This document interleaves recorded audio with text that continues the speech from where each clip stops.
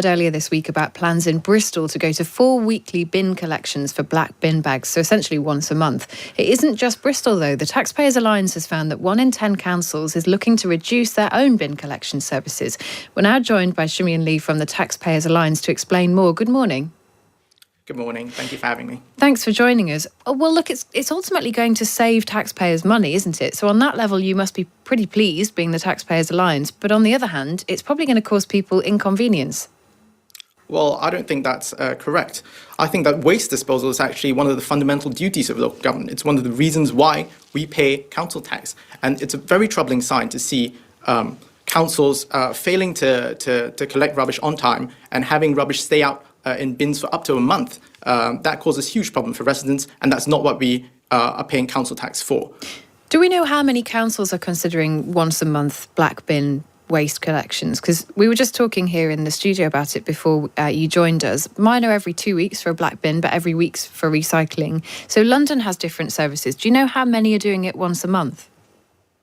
Well, I think we have a list of 42 councils that are considering reducing the frequency of the bin collections. So some of them are moving from fortnightly to monthly, some of them are moving from weekly to fortnightly. But if you look at even if they're just moving from weekly to fortnightly, that means the services of bin collection are essentially being cut in half because they're coming half as frequently. And that's just not acceptable when you see the amount that people are paying for these services actually going up each year. Of course, council tax is going to rise again this year, just like it rose last year. And so people are actually paying more for less services.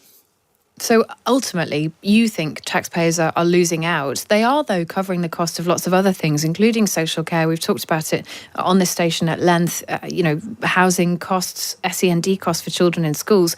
What's your assessment of whether national government needs to give local government more in the way of funding? Well, I think it's a very interesting problem. But the fact of the matter remains that each and every year, council tax is going up. So the amount of money that we pay to these councils is actually going up. And it's a question of how those councils effectively use those resources in order to pay for all their commitments.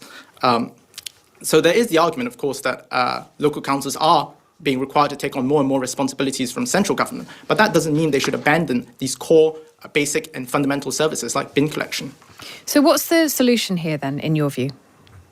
Well, I think some councils are actually pointing the finger at central government. They say that the reason why they've had to decrease the frequency of bin collection is because of legislative requirements from central government that require them to collect a whole range of different bins. That drives up the cost of bin collection, which means they now think that they're going to be able to collect it less frequently.